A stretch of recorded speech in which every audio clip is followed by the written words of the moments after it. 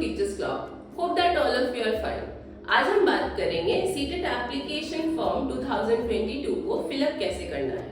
तो सबसे पहले आप क्या करेंगे कि सीटेट की जो ऑफिशियल वेबसाइट है यानी setet.nic.in, आप इस साइट पे डायरेक्ट जाएंगे। ये साइट का फर्स्ट पेज जब ओपन होगा तो उसके एकदम आखिर में आपको एक ऑप्शन मिलेगा सीटेट एप्लीकेशन दिसंबर 22, इस तरीके का कुछ लिखा हुआ आएगा स्टूडेंट एक्टिविटी कॉर्नर में। उस पर जब आप क्लिक करेंगे तो आपके सामने एप्लीकेशन फॉर्म का एक पेज ओपन होगा जिसमें कि स्टेप्स दिए होंगे एप्लीकेशन फॉर्म को फिलअप करने के लिए। ये स्टेप्स बहुत इजी हैं। 3 चरण में या फिर ऐसा कह ले कि 3 स्टेप में आपको अपना एप्लीकेशन फॉर्म फिलअप कर लेना है। तो पहला जो पेज ओपन होगा स्टूडेंट एक्टिविटी के फर्स्ट ऑप्शन में, उस फर्स्ट पेज में आपको जो स्टेप मिलेंगे वो कुछ इस तरीके से होंगे, ध्यान दीजिएगा।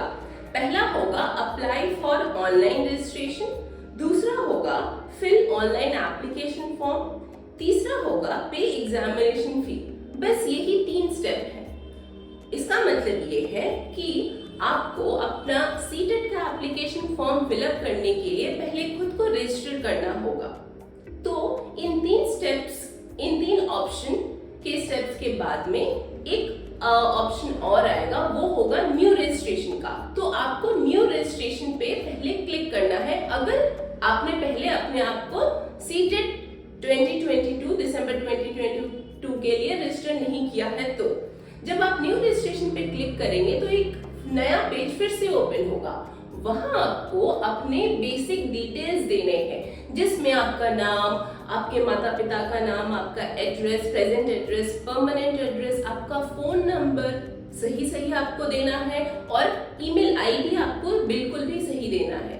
ये सारा प्रोसेस जब आप कंप्लीट कर लेंगे तो फाइनल सबमिट करने के बाद आपके फोन नंबर पे, जिस फोन नंबर को आपने फॉर्म में फिलअप किया है, एक ओटीपी आएगा। उस ओटीपी को आपको फिर से एक न्यू पेज ओपन होने के बाद वहां पे फिलअप करना है। एक यूनिक सा पासवर्ड आप चूज करेंगे जिसमें एक जो अल्फाबेट है वो कैपिटल होगा, बाकी कुछ आपको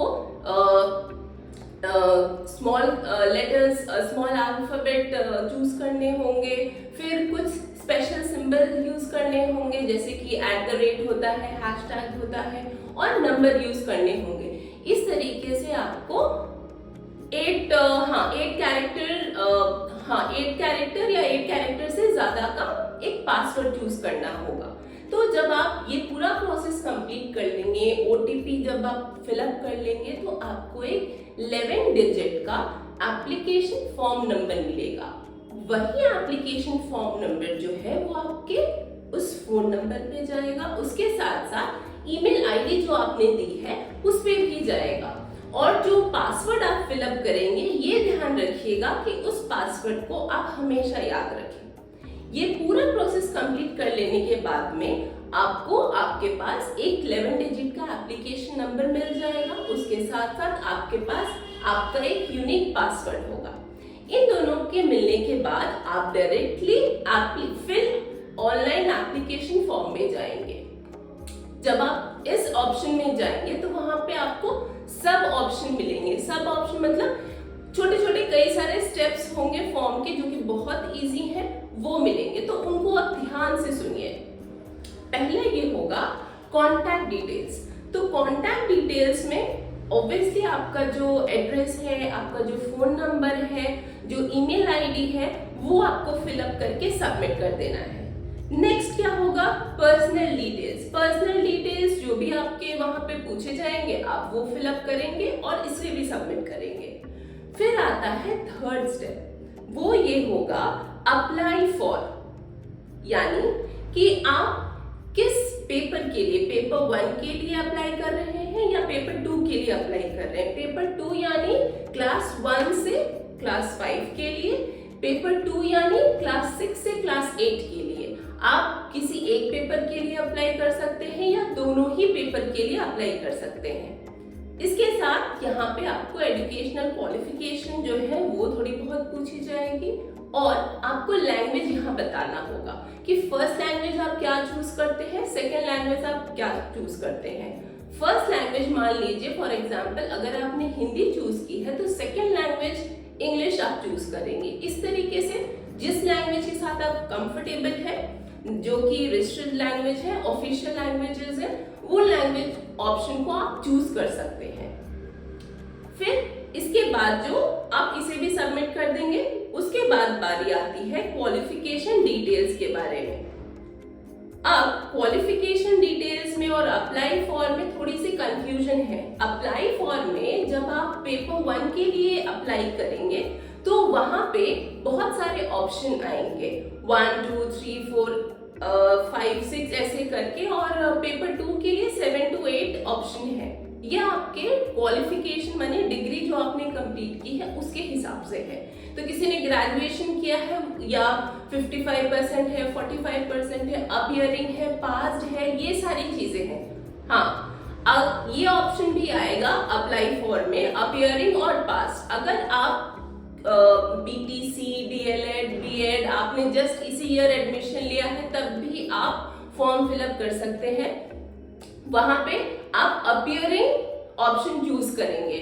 ईयर ऑफ पासिंग पूछा गया है अप्लाई फॉर में, तो आपने इसी ईयर एडमिशन लिया है और इसी ईयर सीटेड भी हो रहा है, और इस वजह से भले ही आपका बीटीसी या फिर आपका जो बीएड है, डीएलएड है, वो 1 साल बाद 2 साल बाद कंप्लीट होगा, लेकिन एडमिशन तो आपने इस ईयर लिया है, एग्जामिनेशन भी इसी ईयर हो रहे हैं। इसीलिए जो अपियरिंग कैंडिडेट्स हैं, भले ही आपने 1 दिन क्लास अटेंड की हो, 1 महीने क्लास अटेंड की हो, फर्स्ट सेमेस्टर में है, लास्ट सेमेस्टर में है, सेकेंड सेमेस्टर में है, तब भी आप वहां पे ईयर ऑफ अपियरिंग या फिर ईयर ऑफ कंप्लीशन जो है वो आप 2022 ही देंगे। इस चीज को लेके और कंफ्यूज होने की जरूरत नहीं है। अपियरिंग जो भी जैसे भी कैंडिडेट्स हैं वो 2022 ही ऑप्शन देंगे, ठीक है। और जो पास है वो आप जिस भी ईयर में आपने पास की हो अपनी डिग्री, उस ईयर को आप फिलअप करेंगे। तो ये बात यहीं पे खत्म होती है। इस चीज को लेकर के फर्दर आई होप कि कोई कंफ्यूजन नहीं होना चाहिए। फिर भी अगर कंफ्यूजन होता है तो आप कमेंट बॉक्स में अपने डाउट्स डाल दीजिए, हम वहां पे रिवर्ट बैक कर देंगे। आगे बढ़ते हैं। तो क्वालिफिकेशन डिटेल्स में आपकी जो लास्ट डिग्री होगी वो आप डिग्री वहां पे फिलअप करेंगे, और अपियरिंग कैंडिडेट्स जो हैं वो वहां पे जब अपियरिंग दे देंगे तो उनके लिए वो अलग ही ऑप्शन आ जाएगा, तो आपको उसे पढ़ के बहुत ध्यान से ये सारी डिटेल्स फिलअप करनी है। फिर आते हैं अपलोड फोटोग्राफ एंड सिग्नेचर।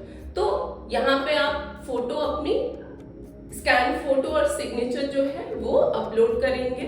वहां पे फोटो ये बता दिया गया है कि फोटो जो है आपकी वो 10 KB से ज्यादा होनी चाहिए, उससे कम नहीं, और सिग्नेचर जो है वो 4 KB से ज्यादा होनी चाहिए, उससे कम नहीं। तो इसे ध्यान से आप फिलअप करें। अगर ना आए कोई बात नहीं, फोटो सिग्नेचर लेके पास के साइबर कैफे में जाए और साइबर पर्सन से बोले, वो आपको ये हेल्प कर देगा ऑब्वियसली। नेक्स्ट है एग्जामिनेशन सिटी डिटेल्स। हाँ, अब इस बार एग्जामिनेशन सिटी डिटेल्स में क्या हो रहा है कि जिस भी सिटी को आप ऑप्ट करेंगे वहां वो नाम डालते साथ ही, जैसे फॉर एग्जांपल दिल्ली हो गया, तो दिल्ली में जब आप दिल्ली फिलअप करते हैं तो ये बता देगा कि टोटल सीट कितने हैं, फिलअप कितने हो गए और वेकेंट कितने हैं। तो आपको ये पता चल जाए कि हाँ भाई इस सिटी को हम ऑप्ट कर सकते हैं या नहीं।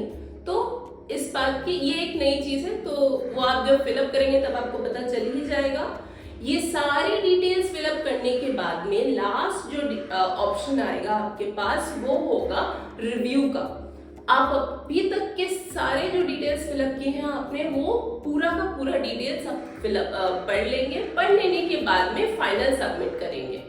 इस फाइनल सबमिशन के बाद आप फिर अपनी फी पेमेंट करेंगे।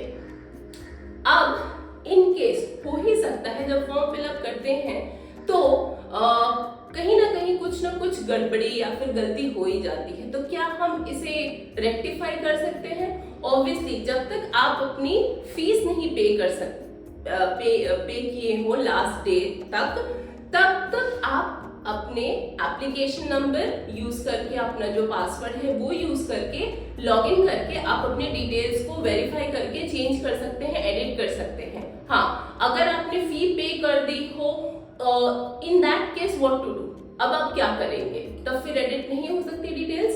हो सकती है, लेकिन आपको वेट करना होगा।